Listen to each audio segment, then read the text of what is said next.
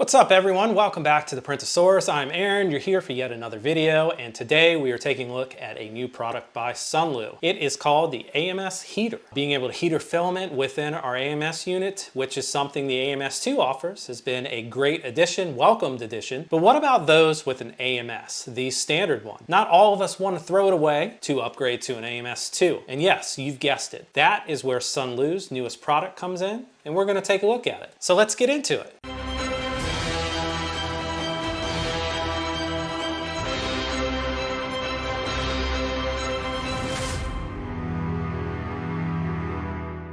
So this guy right here is the SUNLU AMS Heater. Pretty much the same form factor as the standard AMS. Standard AMS, 9 inches tall. This guy here is 9 3/4. Uses the same mounting location as the stock top does. So it is 4 screws, so easy assembly. It doesn't mess with any of the AMS itself. So all the electronics, everything is there. The AMS doesn't even know that it has a heater attached. Well thought out that we're not actually modifying any of the plastics or anything like that. This just bolts straight to the top. Very simple install. 70C in 20 minutes. Also has a smart humidity control. So what I have here is a test model. The final product is going to look a bit different. This is going to be transparent, so you can actually see those spools and everything inside.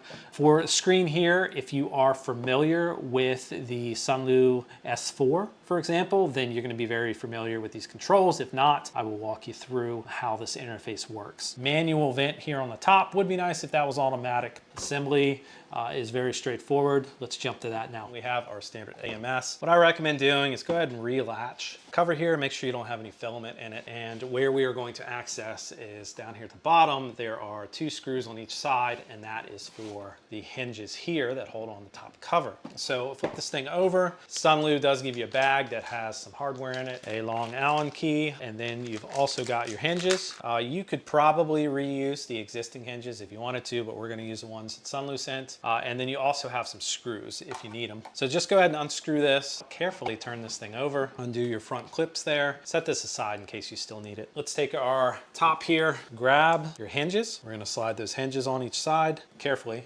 Flip this thing over, and we're going to take our screws here and carefully screw them back in place. So we got our 4 screws attached, and now works just like the standard unit. Uses its own weight to kind of seal itself on here. So we are good to go. We're now ready to start working with this. Today's video is brought to you by PCBWay, PCBWay.com. Jump online, check them out, take advantage of their 11th anniversary sale that is still going on.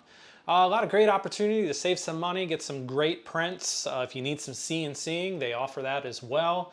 Tons of different services to pick from. PCBWay.com. Check them out.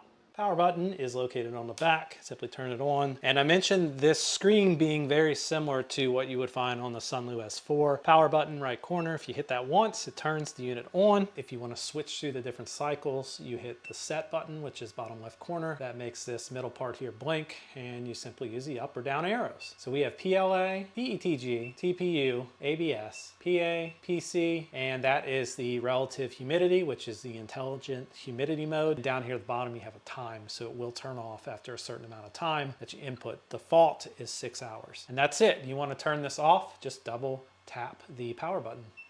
Look, it's installed. Who am I kidding? Super easy to install because we didn't have to change anything. All we did was bolt the top onto the top of the unit, and it hooks up the same way all the other standard AMS units hook to your Bambu Lab printer. Mount it on top or to the side, whatever your preference. I don't recommend stacking these because you do need to be able to open the top. So something to note with the SUNLU AMS heater is it is very loud. It's got a little bit of a hum to it. I've had this filament dryer for a couple of days now. This is an overview, so it's not a long-term review.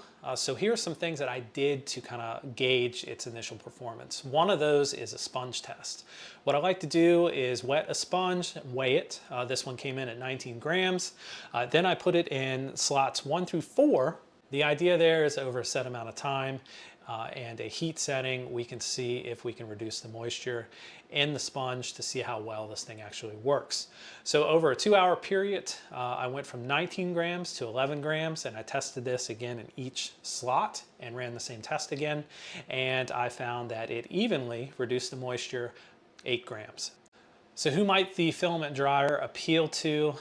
So there's a couple different things with that. I would use this to maintain humidity. I think it's a great option, especially since it will run while you are printing, which is something the AMS2 currently will not do. So that is a nice feature. You can maintain the humidity of your units. I'm guilty of leaving my filament in my AMSs. I'm guilty of not changing the desiccant. So most of the time my AMS units have a decent amount of moisture in them according to the on-screen here. So by having this and being able to maintain that humidity level, that is an added bonus to kind of keeping my filaments maintained and optimal when I'm printing with them. Materials, so PETG, ABS, ASA, all of those AMS friendly filaments.